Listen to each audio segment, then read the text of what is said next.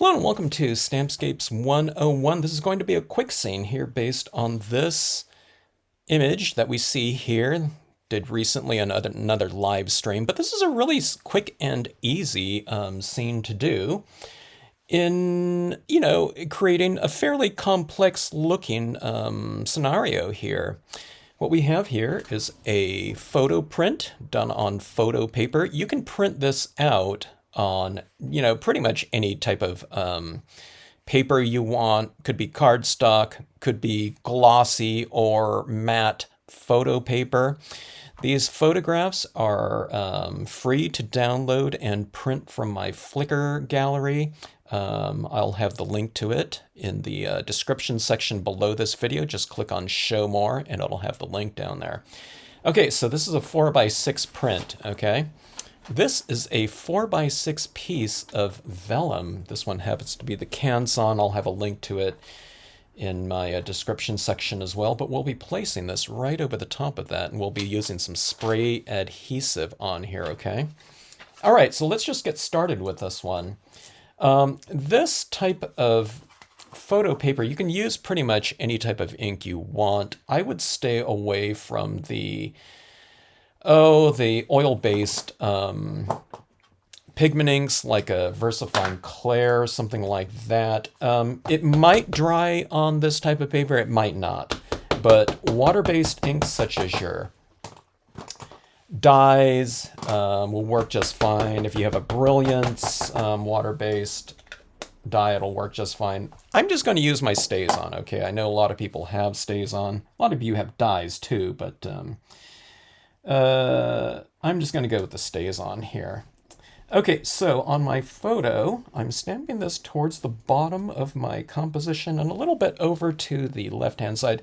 I'm going to have this flush with my card. Okay, now you don't need to use a ruler or anything like that, okay, to measure it out completely. All right, and that is that. Now let's go with some background pine trees here. Do you see these pine trees where they look really distant? Now, I stamped those ones out with a little bit of a bluish tinge. If you have a gray or a light blue, you can use that on there. I'm going to use a little bit of both, and I'll show you how to do that. But if you don't have that, I'm just using my gray dye-based inks. I don't have a StazOn gray or something. I only have a StazOn black, so I can't do any other color other than black. Dye-based inks work just fine on photo paper. Okay, photo papers are designed to use with your inkjet printer inks, which are water-based, which was a surprise to me. I didn't know that. I don't know what they were, but anyway. Okay, so there's a little bit of that. And I'm going to ink this up again. Don't try to go for two impressions from one inking, okay? And I'm just kind of rubbing this around on here. I don't know, you can use your, like a medium or light blue to stamp out these trees. Okay, now here's the thing. Here's what you're going to do with your first masking on here, okay? And only, okay? We're just going to mask off the rooftop like that. I just have a ripped paper towel like this. We're going to go over it like that, kind of undermask a little bit, okay? And if you have some of the trees going into your roof, it's not going to be a problem because we're going to be doing stuff over the top of the vellum anyways, which is going to be covering this scene. Okay, so that's what we have there. And like I said, see, I have some of that tree going into there, but it's not going to be a problem. Okay, now what we're going to do is we're going to take this outside. I'm going to put a spray adhesive over the top of it, okay? I use like a 3M Super 77. So, you can find spray adhesives in, I would imagine, in any art store, Michael's, that type of thing. Go down, it's probably going to be in the glue aisle. Or some people have diluted, they're different glues like this. And then they have taken like a sponge and just lightly dabbed that over the top of it. It might put this type of thing into solution. I'm not quite sure, if you put in a really light dabbing of it, but I would just get some spray adhesive. You can use it on all your card making, and it's good for like hundreds of cards, with like one can of spray. Okay, so We're not going to spray the vellum. We're going to spray this because this is going to be a lot stiffer than something like this. If we spray this and bring it back in here and try to adhere, it's probably going to really buckle on us, okay? So just a light, even coating of this, and we'll be ready to go. And let me pause right here. Okay, if you can see that there, it's a little bit of that texture in there, but look at that very even coating of spray adhesive over the top of this. Now, if you haven't done this before, just kind of lay down carefully. All right, I don't always get it completely perfect on here, but kind of work it out from the center out like this, okay? Sometimes you pick up a bubble on there, I mean, you can kind of work it out a little bit, but, try to avoid that as much as you can. I still get them. I still get a little bit textured once in a while. See, this is kind of running over this, a little bit, but we can just trim this off afterwards, okay? But I got it flush here. I don't know, I guess my vellum is a little bit larger. No big deal. Okay, now what we're going to do now is we're going to take a couple different colored pencils here. I have a light blue and a darker blue. Yeah, I probably get away with 2 here. And I also like to use a black like that, okay? Now what we're going to do, you can see where there's the image down on the scene like that. And what I've done is I've just kind of expanded on that whole idea of lighting and shadow on the image itself. So in other words, what I'm saying is in areas where it's already dark, we're going to darken it a little bit more with our colored pencils, okay? So we're just kind of coloring in this area. This is supposed to be, like snow in here. I mean, you could make this a dirt road too, or something like that, and just make it brown. But we'll stay with this snowy kind of theme here. Now see this area out here? We're going to have another tree out here, so I'm not really having to spend too much time with that. But do you see these forms in here on the image where I've created these shadows? We're just kind of going in. Kind of keep with a lighter touch. Don't go in real super heavy-handed with it. Like I said, I'm going to have more trees out here too, so I'm not really worried about getting this completely fully rendered in those areas that I'm just going to be covering up, okay? You can see these rocks down here can be toned in a little bit of shading at the base of the pine trees if you want. Now, on the rooftop right here, I'm going to go in and add some tone kind of around the perimeter of this rooftop, like so. Now, I'm just going to fill in with a real light touch of this blue. Okay. So in other words, I addressed kind of the shadow areas, and now I'm just kind of I'm not filling this everywhere with tone, okay? But that's about it. That was, just easy colored pencil work. Now, here's our darker blue. And I'll create a little bit of a darker shadow on here, okay? So I'm going to use less of this, all right? See this right in here. Yeah, you don't have to do the whole thing. Just do it here and there. Hold it up at arm's distance and see what, your marks are looking like, what they're contributing to the overall scene. In this case, it's kind of the lighting of the piece. When you add shadows, you're kind of with what you retain in white ends up being your lighting, okay? So in adding shadows, you're defining your light. Okay. Now, if you want to, you can I add a little bit of brown, but you can do whatever color you want on your covered bridge here if you want to. I just do it really lightly like that, okay? All right, and here's black. That's even darker than that other, darker blue. So I'm just going to add this right on the scene. This little creek here kind of ended right there, so I'm just kind of extending it out this way. Like I said, it's probably going to get covered up anyways with trees, so you don't need to, fully expand on that and render everything that's missing.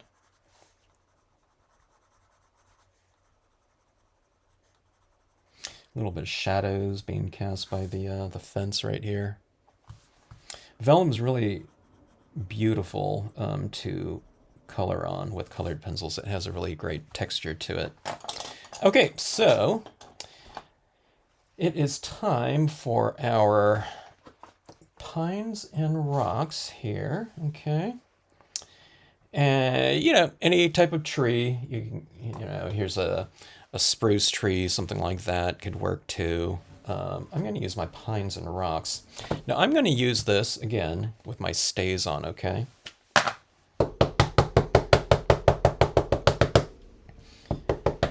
Make sure you have enough ink on your stays on. Sometimes that gets me by surprise, and I thought I just inked that up yesterday, you know, but you need to ink it up again or something like that because stays on dries so quickly. All right. And on that top of that comes roughly, you know, close to the top of my scene. You can stamp it lower, you can stamp it a little bit left or right, whatever. Yesterday, I had to kind of stamp it like coming out into the road because I didn't have room for it. I wasn't anticipating adding these trees in when I was doing that initial scene demonstration, but I don't know, came in with that later. Okay, and we'll flank our imagery with another impression of this. And we'll come over here like so. I don't want to cover up all of my, you know, my covered bridge, so I'm going to have this a little bit off to the side like this. You can stamp it a little bit lower, higher, same height as this other one here. All up to you. If you stamp it a little bit, I don't know, ½ inch to left or right, again, you know, no big deal. It's just different variation. But look at that depth now within this scene.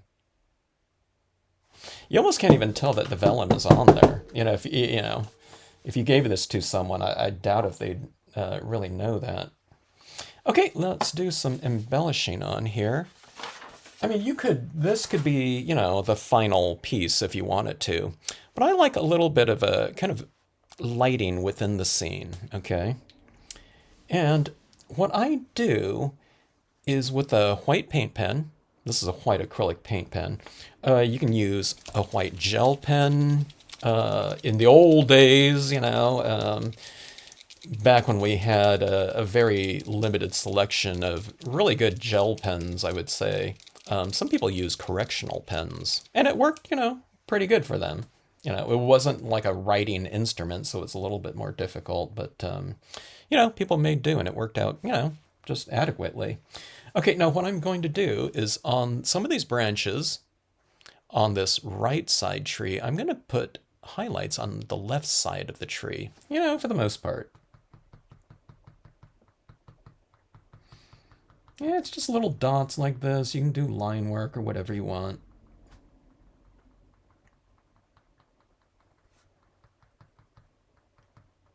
This kind of makes the trees look a little bit more three-dimensional. I'm putting some highlights on the, you know, the opposite side of the tree too, but yeah, for the most part, these trees are kind of more heavily illuminated with highlights on their left side, okay? Now, the trees on the left side, here's my little trick here too. I'm going to put some of these highlights on the right side of this tree. So it looks like the interior kind of illumination is coming from the center of the scene right here.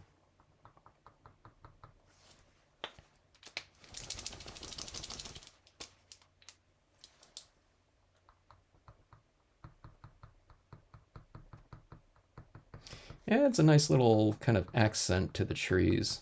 It's fairly subtle in some of these areas. Some of these dots that I'm applying, you know, are over a darker area and it stands out a little bit more. But here's the fun too. You know how snow is like nice and kind of shimmery and light? I'm going to add some of these little dots down here. Yeah, I don't think you're going to be able to see them on this video, but, you know, I'll hold it up and we'll see if you can see it a little bit. But now see here on my rooftop up here, I'm going to add some of this little white up here. And that will look like it's kind of illuminated with a snowfall.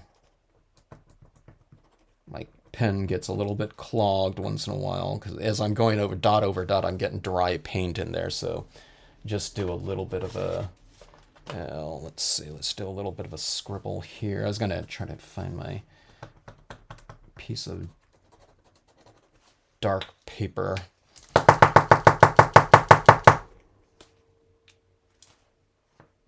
This is a 0.7 millimeter pen. Okay, here we go.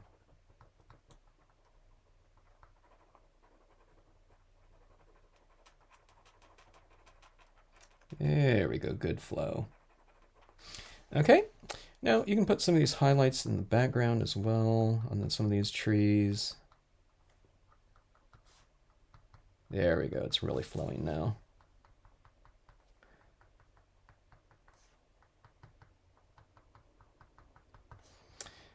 Okay.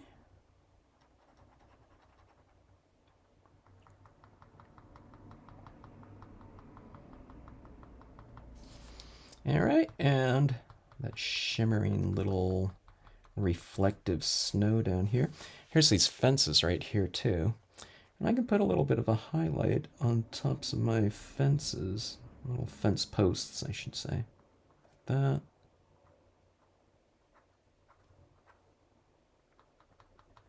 Anywhere you have kind of the lighter area, you can add some of those little sparkly, reflective,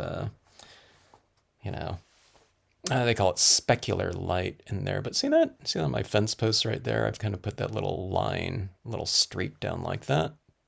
But you see those little highlights there back in the trees. It's a little, it adds like little sparkly light. See the highlights right there.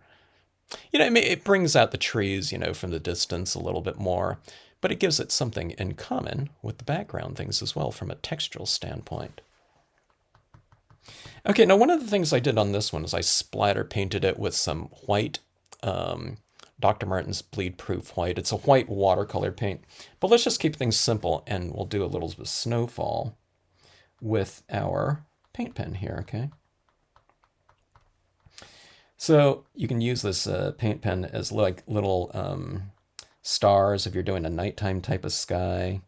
The difference between snowfall using this and stars is that you put some of these dots in front of your objects. So we'll put, have this going in front of the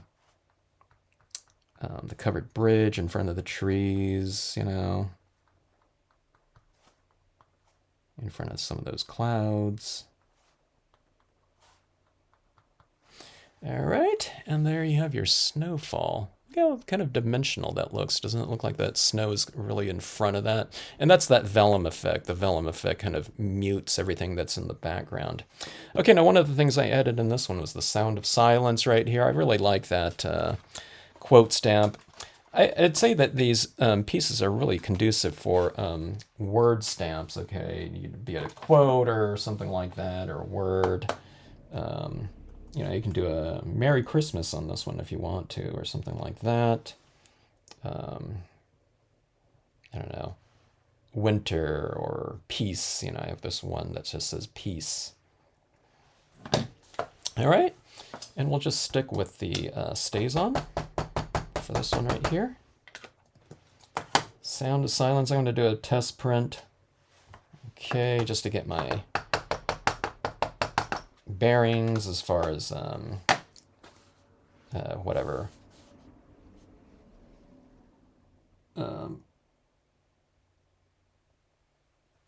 pressure bearings as far as pressure is concerned. You don't want to press too hard with like word stamps, otherwise you'll squish some of the letters. So you do a test one, get the feeling of stamping something like this down, okay?